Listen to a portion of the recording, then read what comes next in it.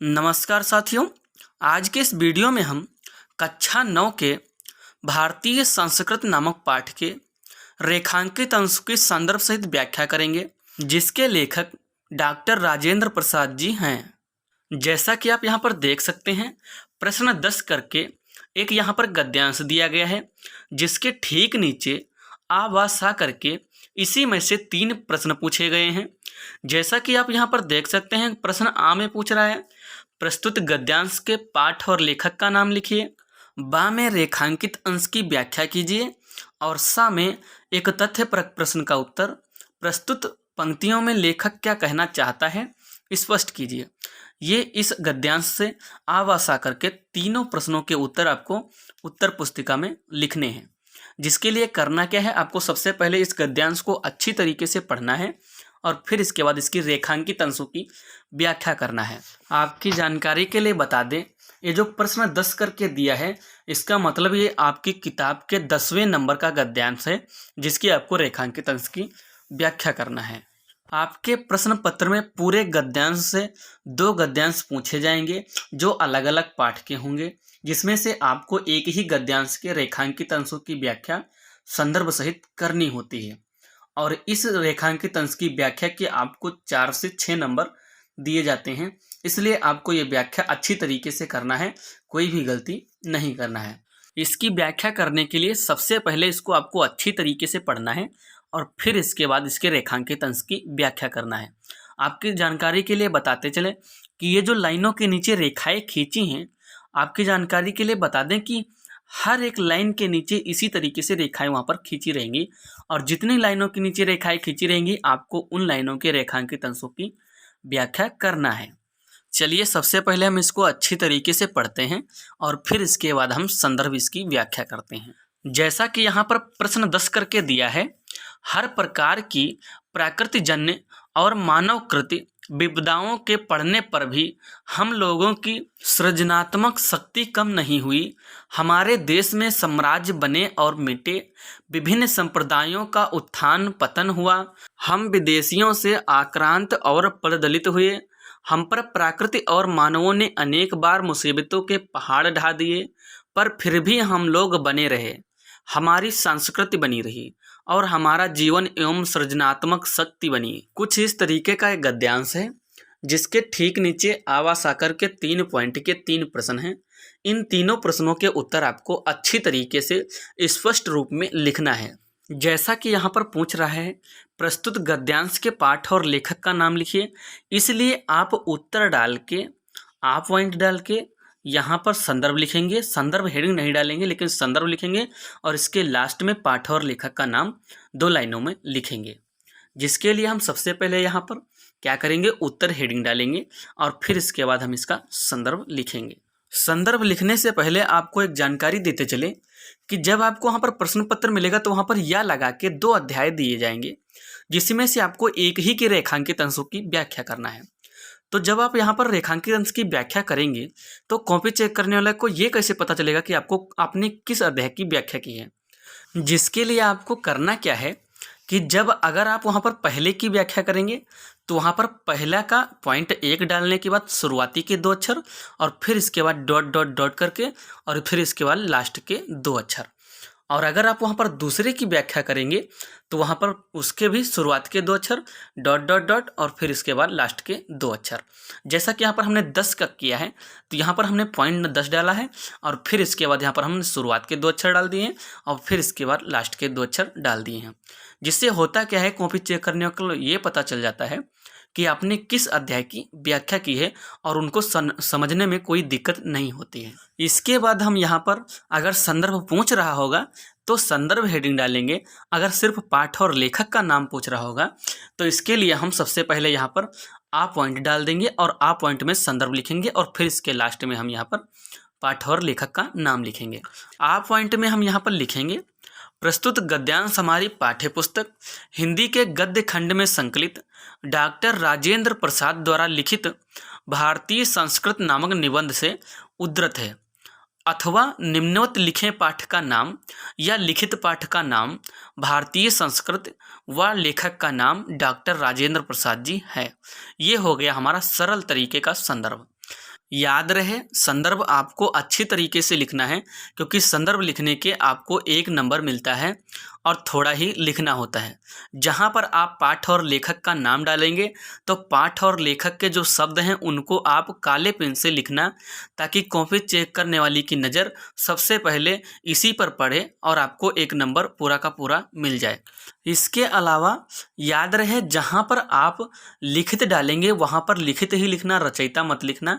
और जहाँ पर आप पाठ लिखेंगे वहाँ पर पाठ ही लिखना, शीर्षक मत लिखना, क्योंकि ये गद्यांश है जहाँ पर लिखित और पाठ ही लिखा जाता है, रचयिता और शीर्षक पद्यांश में लिखा जाता है। इस बात का हमेशा आपको ध्यान रखना है। यहाँ पर अच्छी तरीके से संदर्भ लिखने के बाद हमारी अगली हेडिंग होगी रेखांकित अंश की व्याख्या। रेखांकित अंश की व्याख्या करने के लिए हम यहाँ पर पॉइंट डालेंगे बा, और फिर इसके बाद हेडिंग डालेंगे रेखांकित अंश की व्याख्या। इसके बाद यहाँ पर हम रेखांकित अंश की व्याख्या में लिखेंगे, इतिहास को साक्षी बनाते हुए लेखक कहता है कि भारतवर्ष में साम्राज्य बने, समाप्त हुए, विभिन्न संप्रदाय विकसित हुए और उनका पतन भी हुआ, तथा विदेशियों ने हम पर आक्रमण किए और हमें अपमानित भी किया। प्रकृति और मनुष्य ने एक बार नहीं अनेक बार हमारे ऊपर मुसीबतों के पहाड़ ढाए, लेकिन हमारी संस्कृति इतनी महान है कि उसने सभी को अपने में समाविष्ट कर लिया। इसी कारण हमारी संस्कृति, हमारा जीवन और हमारी सृजनात्मक शक्ति आज तक बनी हुई है। निश्चित रूप से हमारी संस्कृति सभी संस्कृतियों से श्रेष्ठ एवं महान है। अतः इन्हीं लाइनों के साथ साथ इस अध्याय के रेखांकित अंश की व्याख्या समाप्त होती है।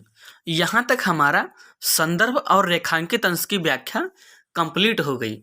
इसके बाद आता है हमारा प्रश्न सा, एक तथ्यपरक प्रश्न का उत्तर।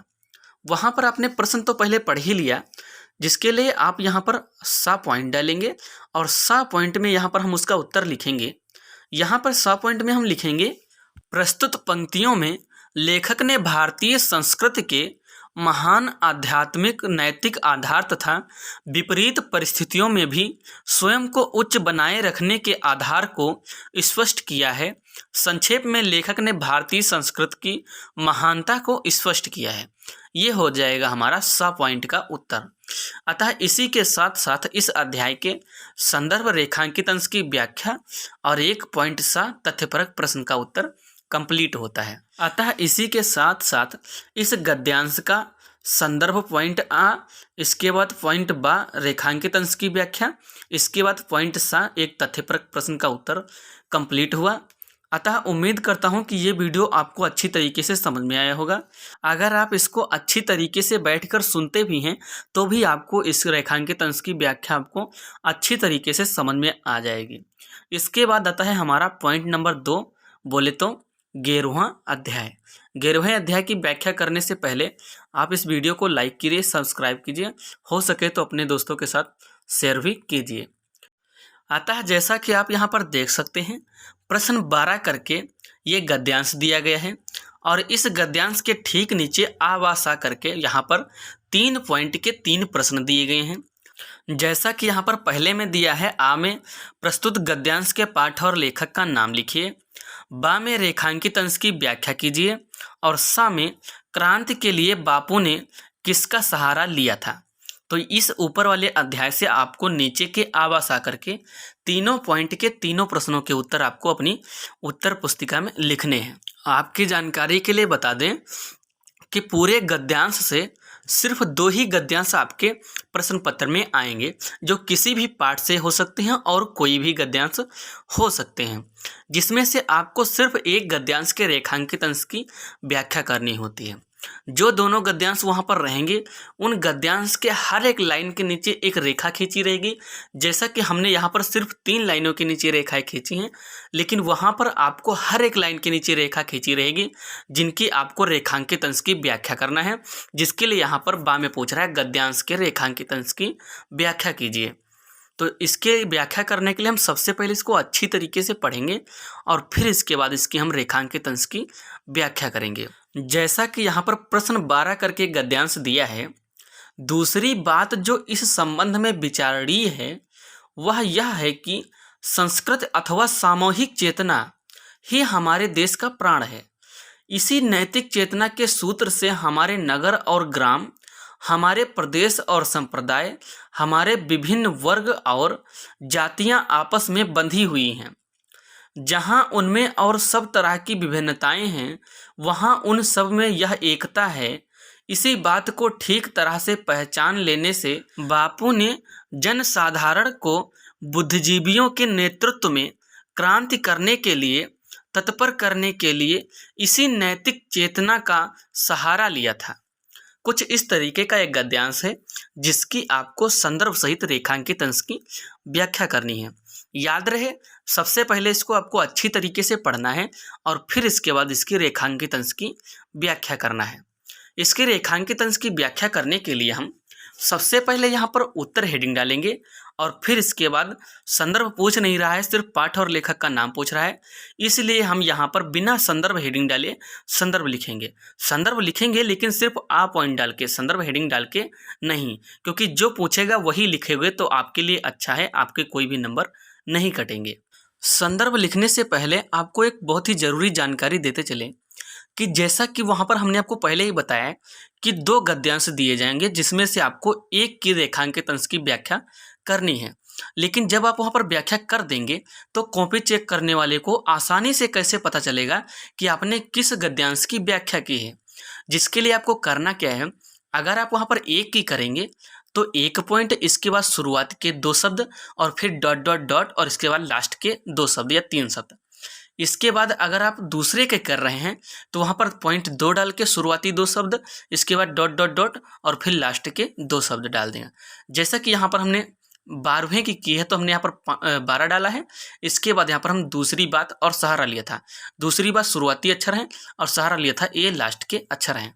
इससे होता क्या है कि कॉपी चेक करने वाले को पता चल जाता है कि आपने किस गद्यांश की व्याख्या की है और उसे कॉपी चेक करने में आसानी होती है, और ऐसा करने से आपका कोई भी नंबर नहीं कटता है। तो यहाँ पर इसको अच्छी तरीके से लिखने के बाद इसके बाद यहाँ पर हम आ पॉइंट डालेंगे और फिर इसके बाद यहाँ पर हम इसका संदर्भ लिखेंगे। तो जैसा कि यहाँ पर हम संदर्भ में लिखेंगे, प्रस्तुत गद्यांश हमारी पाठ्यपुस्तक हिंदी के गद्य खंड में संकलित डॉक्टर राजेंद्र प्रसाद द्वारा लिखित भारतीय संस्कृत नामक निबंध से उद्धृत है, अथवा निम्नवत लिखे पाठ का नाम या लिखित पाठ का नाम भारतीय संस्कृत व लेखक का नाम डॉक्टर राजेंद्र प्रसाद जी है। ये हमारा बहुत ही आसान तरीके का संदर्भ है जिसको आपको वहाँ पर अच्छी तरीके से लिख देना है। याद रहे, आपको लेखक का नाम और पाठ का नाम हमेशा काले पेन से डालना है ताकि कॉपी चेक करने वाले की नज़र आपके पाठ और लेखक के नाम पर बहुत ही जल्दी पहुंच जाए या शुरुआत में ही पहुंच जाए, ताकि आपका संदर्भ पूरा वो चेक ना करे। इसके अलावा जहाँ पर आप पाठ और लेखक लिखेंगे तो यहाँ पर ये गद्यांश है, यहाँ पर पाठ और लेखक ही लिखना, शीर्षक व रचयिता मत लिखना, क्योंकि गद्यांश में नहीं पद्यांश में लिखा जाता है शीर्षक व रचयिता। याद रहे, इन छोटी छोटी बातों को आपको हमेशा ध्यान रखना है, क्योंकि यहाँ पर बहुत ही कम लिखने का आपको 1 से 2 नंबर दिया जाता है। अगर आप कोई भी गलती करते हैं तो आपका आधा नंबर काट दिया जाता है। इसलिए यहाँ पर कोई भी गलती ना करें, इसको बहुत ही अच्छी तरीके से लिखें। और इसके बाद हमारी अगली हेडिंग आएगी पॉइंट बा, रेखांकित अंश की व्याख्या। यहाँ पर हम रेखांकित अंश की व्याख्या में लिखेंगे, डॉक्टर राजेंद्र प्रसाद जी कहते हैं कि हमें सर्वप्रथम वैज्ञानिक और औद्योगिक विकास की अनुचित परिणामों को ध्यान में रखना चाहिए। विचार करने योग्य दूसरी बात यह है कि भारतीय संस्कृत अथवा भारतवासियों की संपूर्ण व एकीकृत चेतन शक्ति ही इस देश का जीवन है। बिना इसके देश का जीवन ही संभव नहीं है। ऐसी चेतन शक्ति जो नैतिकता पर आश्रित है। हमारे देश के सभी शहर, गांव और सभी प्रदेश, सभी धर्म और उनको मानने वाले विभिन्न संप्रदाय, इन संप्रदायों के विभिन्न वर्ग और इनसे समृद्ध जातियां आपस में बंधी हुई हैं। जहां इनमें सभी तरह की विभिन्नताएं और विषमताएं फैली हुई हैं, वहीं उन सब में एकता है जिसे ध्यान से देखने, समझने और पहचानने की आवश्यकता है। अतः इन्हीं लाइनों के साथ साथ इस अध्याय की भी रेखांकित अंश की व्याख्या कंप्लीट होती है। इस गद्यांश में हमने यहाँ तक संदर्भ और रेखांकित अंश की व्याख्या अच्छी तरीके से कंप्लीट करवा दी। इसके बाद आता है हमारा एक तथ्यपरक प्रश्न का उत्तर। जैसा कि आपने यहाँ पर तथ्यपरक प्रश्न का उत्तर पहले पढ़ ही लिया है, तो इसके बाद यहाँ पर हम पॉइंट सा डालेंगे और पॉइंट सा में उसका हम उत्तर यहाँ पर लिख देंगे। यहाँ पर पॉइंट सा में हम लिखेंगे, यहाँ पर लिखेंगे क्रांति के लिए बापू ने सामान्य जनता को बुद्धिजीवियों के नेतृत्व में क्रांति करने के लिए तैयार किया था और गद्यांश के रेखांकित अंश में उल्लेखित नैतिक चेतना का सहारा लिया था। ये हो जाएगा हमारा तथ्यपरक प्रश्न सा का उत्तर। अतः इसी के साथ साथ भारतीय संस्कृत के 12वें गद्यांश की भी रेखांकित अंश की व्याख्या कंप्लीट होती है। यहाँ पर 12वें गद्यांश का हमने संदर्भ, रेखांकित अंश की व्याख्या और पॉइंट सा का तथ्यपरक प्रश्न का उत्तर अच्छी तरीके से कंप्लीट करवा दिया। उम्मीद करता हूँ कि इस गद्यांश की रेखांकित अंश की व्याख्या आपको अच्छी तरीके से समझ में आई होगी। इस वीडियो में हमने कक्षा 9 के भारतीय संस्कृत पाठ के 10वें और 12वें गद्यांश के रेखांकित अंश की व्याख्या बहुत ही अच्छी तरीके से कंप्लीट करवाई है। अतः उम्मीद करता हूं कि ये वीडियो अच्छी तरीके से आपको समझ में आया होगा।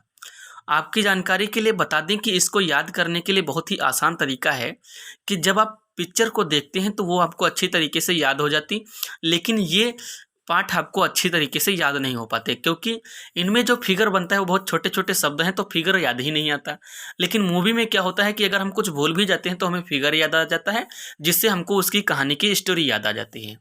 तो आपको करना क्या है, इसको देख के नहीं पढ़ना है, इसको सुन के पढ़ना है। आप इसको जब सुनोगे तो इसका फिगर जो है आपको कल्पनाओं में बनेगा, तो जहाँ पर आप भूलोगे वहाँ पर कल्पनाओं के फिगर याद आएंगे और आपको बहुत ही अच्छी तरीके से ये अच्छी तरीके से याद हो जाएगा। तो बस उम्मीद करता हूँ ये वीडियो आपको अच्छी तरीके से समझ में आया होगा। तो बस आज के लिए इतना ही, मिलते हैं अगले वीडियो में। तब तक के लिए बाय बाय। लाइक, सब्सक्राइब और शेयर।